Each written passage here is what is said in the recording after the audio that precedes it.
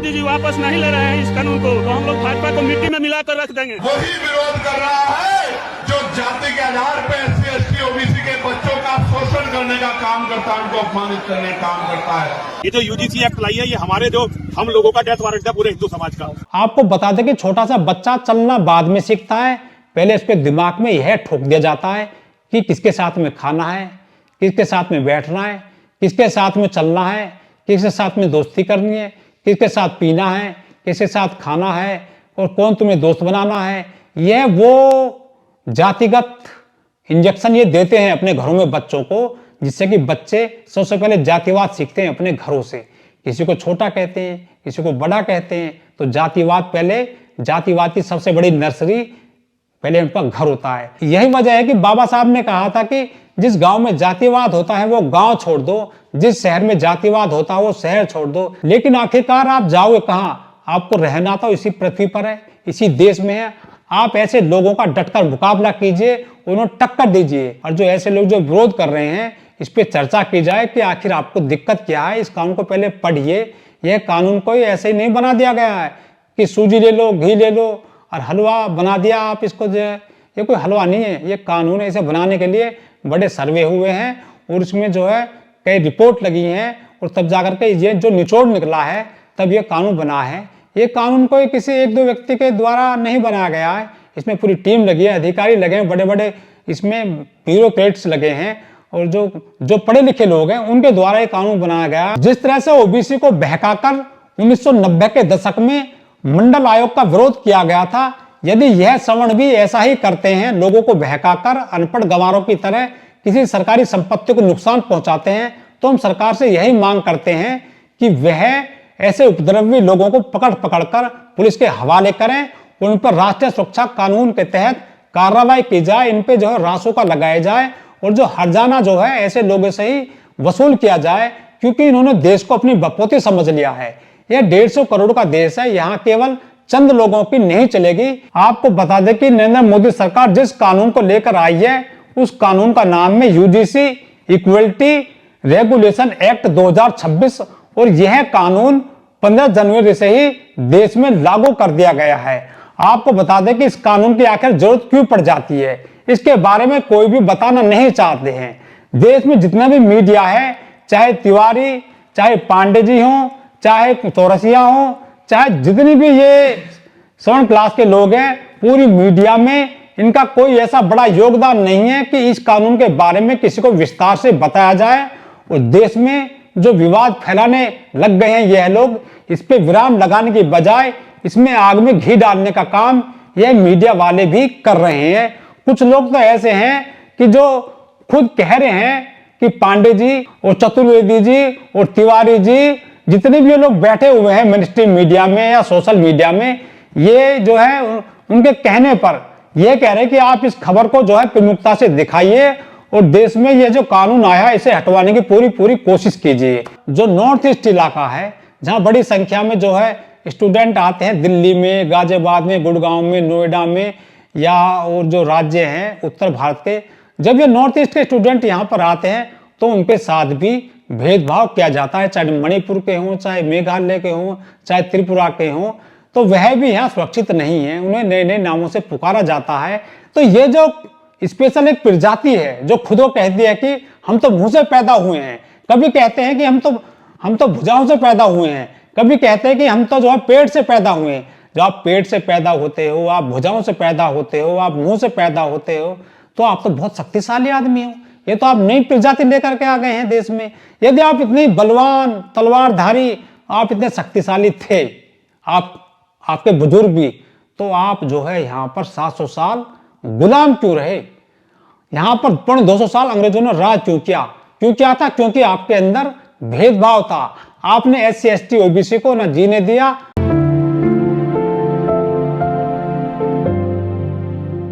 नमस्कार दोस्तों, मेरा नाम है ओमदेव और आप देख रहे हैं नेशनल लीडर चैनल। आपको बता दें कि देश में पिछले कई दिनों से त्राहिमाम मचा हुआ है।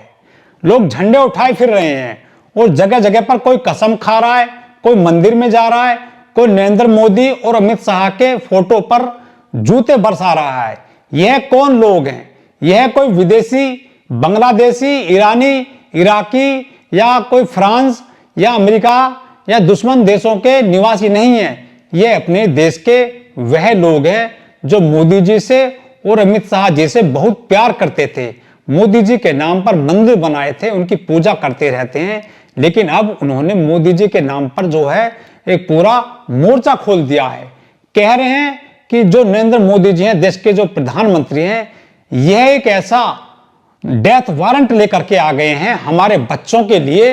ये उनका कहना है, सामान्य क्लास के लोगों का। देश में 6743 जातियां हैं, उनमें केवल सामान्य क्लास के मतलब सवर्ण क्लास के लोग ही, इसमें सबसे ज्यादा उपद्रव सामान्य क्लास के लोग ही मचा रहे हैं। आपको बता दें कि जो नरेंद्र मोदी सरकार है वो एक नया कानून लेकर के आई है, जो देश की हजारों यूनिवर्सिटीज है और जो कॉलेज है जहां पर जाति के आधार पर जो डिस्क्रिमिनेशन होता है उसे खत्म करने के लिए या उसमें कमी न आने के लिए नरेंद्र मोदी यह कानून लाई है।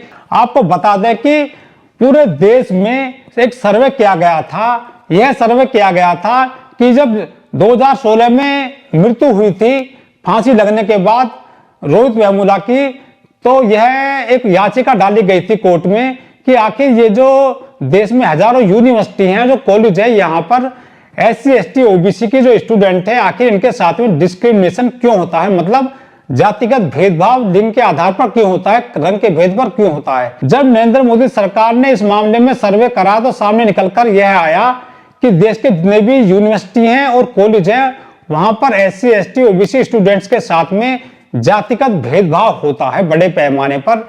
यह भेदभाव केवल मानसिक तौर पर, शारीरिक तौर पर ही नहीं होता है, बल्कि उन्हें जो है जो पद होते हैं एसोसिएट प्रोफेसर के या जो प्रोफेसर के पद होते हैं वह भी अभी तक पूरी तरह से नहीं भरे गए हैं, जिसके बाद में इन सभी शिक्षण संस्थानों में जाति विशेष के लोगों का बोलबाला रहा है। आपको बता दें कि देश में जितने भी शंकराचार्य हैं, महामंडलेश्वर हैं, जितने भी जगत गुरु हैं, वो सब के सब इस कानून के खिलाफ जो है मोर्चा खोल चुके हैं।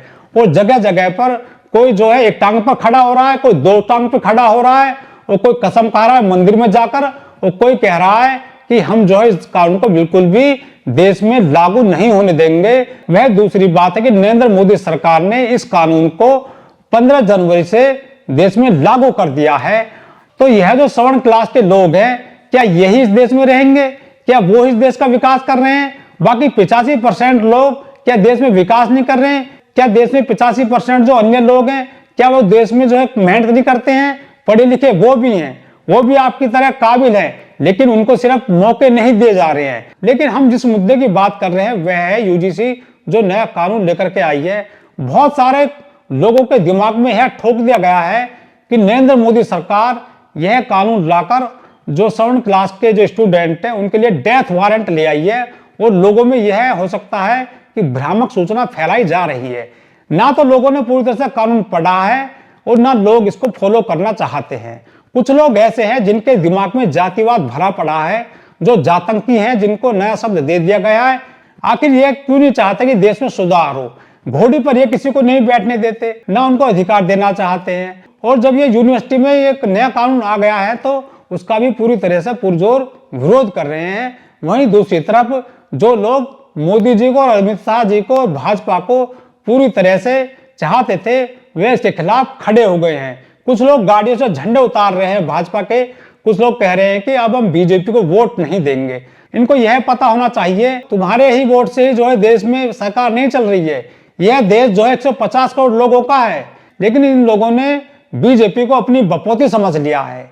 मतलब देश में इतने सारे कानून लेकर के आई है मोदी सरकार, चाहे नोटबंदी हो, चाहे 370 हो, चाहे और बहुत सारे कानून आए हैं, GST वगैरह, किसी का ऐसा विरोध नहीं हुआ। जिस तरह से ये SC ST OBC के स्टूडेंट्स के लिए ये जो कानून आया है, इसको लेकर इन्होंने सड़क पर मोर्चा खोल दिया है। आपको बता दें कि यह देश केवल इन 15% लोगों का ही नहीं है, यहाँ पर 150 करोड़ लोग निवास करते हैं। आपको एक पुरानी बात बता देते हैं कि जब भी यहाँ पे कुछ धनी लोग विदेश जाते हैं वहां पर, तो यहाँ से अटैची में जातिवाद को बंद करके विदेश में आपको आज एक नई बात बता देते हैं कि जब भी ये पैसे वाले लोग विदेश जाते हैं घूमने फिरने के लिए या मौज मस्ती करने के लिए, तो वह यहाँ से अटैची में जो है जातिवाद बंद करके विदेश ले जाते हैं, उसको ले जाते हैं कनाडा, फ्रांस, अमेरिका। वहां जाकर कहते हैं कि जातिवाद यह है। तो इन्होंने केवल इंडिया में जातिवाद नहीं फैलाया है, इन्होंने जातिवाद विदेश में भी फैला दिया है। तो उस पर रोक लगाने की जो कोशिश की है मोदी सरकार ने, उसका विरोध करना गैर कानूनी। ऐसे उपद्रवी लोगों पर सरकार कठोर से कठोर कार्रवाई करे और देश में शांति व्यवस्था बहाल करना चाहिए। आपको बता दें कि देश में हजारों साल से यहाँ पर उनका राज रहा है, वो राजा रहे हैं। वोट जो है हमेशा उन्होंने अधिकार ही नहीं दिए SC ST OBC को। SC ST को ना प्रोफेसर बनने देते हैं आसानी से, कहते हैं कि NFS, कहते हैं कि यहाँ काबिल ही नहीं है SC ST OBC। क्यों काबिल नहीं है? आप ही काबिल कैसे हैं? आपका ये पैमाना आपने कैसे तय कर लिया है? जितने भी बाबा हैं सभी ने SC ST OBC का बड़े पैमाने पर विरोध किया है। कोई कहता है कि संविधान को खत्म कर दीजिए, इसको बाबा साहब डॉक्टर BR अम्बेडकर नहीं लिखे, इसको तो एक नया लेखक ले आते हैं, हर साल नया नया, कहते हैं कि बाबा साहब नहीं है लेखक। ये तो ऐसे लोग हैं जिन्होंने बहन कुमारी मायावती को भी उनको जाति सूचक न केवल गालियां दी, बल्कि उनके बालों को लेकर, कलर को लेकर उनको जो है तरह तरह से ये संसद में भी प्रताड़ित करने का काम किए हैं SC ST OBC के लोगों को। आपको बता दें कि हमारा देश विभिन्नताओं का देश है। ना आपने उनको सम्मान पूर्वक खाने कमाने दिया, आपने किसी को पानी नहीं पीने दिया सरकारी नल पर। मैं भी जो आज बोल रहा हूं ना, मैं भी जातिवाद का शिकार व्यक्ति हूं। आपको मैंने एक दिन पोस्ट करके बताया था कि देश में जितने भी SC ST OBC के लोग हैं उनमें मोस्टली SC ST के लोग तो सबसे ज्यादा रोजाना जातिवाद का जगह जगह पर शिकार होते हैं। कहीं तो ऐसे ढाबे हैं, होटल हैं जहां पर SC ST के कुछ लोगों की एंट्री नहीं होती है, मंदिर में नहीं घुसने देते। मंदिर में सारे पुजारी तुम बनोगे, तुम ही जो है महामंडलेश्वर बनोगे, तुम ही शंकराचार्य बनोगे, तुम ही जो है बड़े बड़े अखाड़े चलाओगे, तुम ही जो है सारे जो जितने भी धार्मिक जहां मोटा चंदा आता है, जितने भी अखबारों के मालिक तुम, टीवी चैनल के मालिक तुम। क्या ये बाकी लोग क्या यहाँ पर सिर्फ आपके बोरा ढोएंगे? यह तो नहीं होना चाहिए। इस देश के विकास में सबने कमर तोड़ी है, सबने पसीना बहा है। तो केवल ये कहना कि आपने हमारे बच्चों के लिए जो ये नया कानून लाई है मोदी सरकार, आप जैसे लोगों को ये जो है बुरा लग रहा है। क्या आप नहीं चाहते कि शिक्षण संस्थानों में इक्वलिटी आए, सभी को सम्मान पूर्वक लिखने पढ़ने का अधिकार हो, वहां पर मार पिटाई ना हो? आप ही जो है UGC के नियमों का क्यों विरोध कर रहे हो? क्या आपने पूरा एक कानून पढ़ लिया है? क्या आपने ये जो उसमें जितने भी दिए गए हैं क्लॉज आपने सारे पढ़ लिए हैं? ये सिर्फ भ्रम फैलाया जा रहा है, जिसका नतीजा यह है कि जो लोग आज मोदी जी और अमित शाह जी के फोटो पर जूते मार रहे हैं और हंगामा कर रहे हैं, ये वही लोग हैं जो कहते थे कि मैं भी चौकीदार, मेरा नेता नरेंद्र मोदी जी। ये वही लोग आज मोदी जी को भर भर कर गालियां दे रहे हैं और कह रहे हैं कि आने वाले चुनाव में हम मोदी जी को इसका जो है मजा चखा देंगे। वह तो अलग मैटर हो जाता है, वह तो पॉलिटिकल मैटर है। लेकिन देश में जो अशांति फैलाई जा रही है, यह नहीं फैलानी जानी चाहिए। आपको बता दें कि ऐसे ही 1990 के दशक में जब आया था मंडल आयोग, उस दरमियान भी ऐसे ही कुछ जातिवादी गुंडों ने भ्रम फैला दिया था पूरे देश में कि OBC और SC के बीच में अब जो है बड़ा खेल हो रहा है। और जो आरक्षण को लेकर इन्होंने जो आग भड़काई थी मंडल आयोग को लेकर, उसमें जो है कई लोग मारे गए थे। वह उन्होंने आग जलाई थी, बस जलाई थी और सरकारी संपत्ति को नुकसान पहुंचाया था। यदि इन्होंने ऐसा कोई प्रयास किया तो हम पुलिस प्रशासन से और सरकार से यही मांग करते हैं कि यहाँ हर एक व्यक्ति जो मेहनत करता है देश के लिए, चाहे कैब चालक है, चाहे कोई मजदूर है, रिक्शा चालक है, चाहे टर्री चालक है, चाहे कोई भी है, किसान, नौजवान, सभी का इस देश में योगदान है। आप चले जाइए दिल्ली में जो इंडिया गेट है, वहां पर नाम गुदे हुए हैं उन लोगों के जिन्होंने देश में बलिदान दिया है। अभी जो है कल ही 26 जनवरी जो है देश में मनाया गया, गणतंत्र दिवस मनाया गया। और यह जो लोग हैं ये इस कानून का विरोध कर रहे थे। जगह जगह पर गणतंत्र दिवस मनाया जाना चाहिए था, लेकिन यह लोग बसों को रोक रहे थे और देश में जो राष्ट्रीय पर्व है उसका विरोध कर रहे थे। तो ये जो ऐसे लोग हैं आखिर चाहते क्या है? क्या ये नहीं चाहते कि देश में इक्वलिटी आए, समानता आए? इसका मतलब यह लोग जो है SC ST OBC के विरोधी हैं। यह नहीं चाहते कि SC का बेटा प्रोफेसर बने, OBC का बेटा रेलवे इंजीनियर बने, उसको भी मौका मिले। यह नहीं चाहते कि कोई भी मीणा, कोई भी एसटी आदिवासी आगे बढ़े। वह केवल उनको कहते हैं कि ये तो आदिवासी तो नक्सली हैं। किसी को नक्सली कहा जाता है, किसी को कुछ कहा जाता है, और कुछ लोगों का तो ऐसे नाम दे दिए हैं जिनको यहाँ पर हम बोल नहीं सकते हैं। तो हम जो है नरेंद्र मोदी जी से यही मांग करते हैं कि देश में जो है शांति बहाल होनी चाहिए हर हालत में। इस कानून को ठीक से लागू हो सके, इसके लिए कमेटी बनाई जानी है, और कमेटी में बाकायदा सभी जातियों के लोग शामिल होंगे, और किसी भी गरीब व्यक्ति के साथ कोई अप्रिय घटना ना हो, इसे रोकने के लिए ही यह कानून बनाया गया था। आपको बता दें कि यह मामला रोहित वेमुला की मौत 2016 में हुई थी, तब से चल रहा है, और तब से ही इस मामले को लेकर ये सारी बातें उठती आ रही हैं। चाहे डॉक्टर पायल तड़वी का मामला हो, जिसने जातिगत भावना के बाद में खुद को फांसी के फंदे पर लटका लिया था। ये कहते कि हमारे बच्चे, जो 7वीं क्लास के लोग कहते कि हमारे बच्चों के लिए डेथ वारंट है। आपके बच्चों के लिए डेथ वारंट नहीं है, ये जो है सीधी सीधी मौत हो रही है। किसकी? SC ST OBC के स्टूडेंट्स की, क्योंकि आप उनका शोषण करते हो, आप उनका जातिगत आधार पर उनका मजाक उड़ाते हो। आप किसी भी स्कूल में चले जाइए, किसी भी कॉलेज में चले जाइए, सभी स्थानों पर यही हाल है। ये जातिगत भावना आखिर इसमें आई कैसे? बड़ा सवाल यह है। तुम फिल्म नहीं चलने देते गरीबों की, SC ST OBC की, उनके नाटक नहीं चलने देते, आखिर आपको दिक्कत क्या है? इसका मतलब आप यही है कि आप जो है देश में जो एक कानून आया है, आप इसका जो है इसीलिए विरोध कर रहे हैं क्योंकि आप चाहते हैं कि देश में जातिवादी घटनाएं होती रहें, घोड़ी पर कोई ना बैठ सके, कोई जो है बुद्ध कथा ना कर सके, कोई जो है सम्मानपूर्वक जीवन ना जी सके। इसलिए आप यही चाहते हैं कि देश में जातिवाद कायम रहे। सभी को नमस्ते, जय भीम।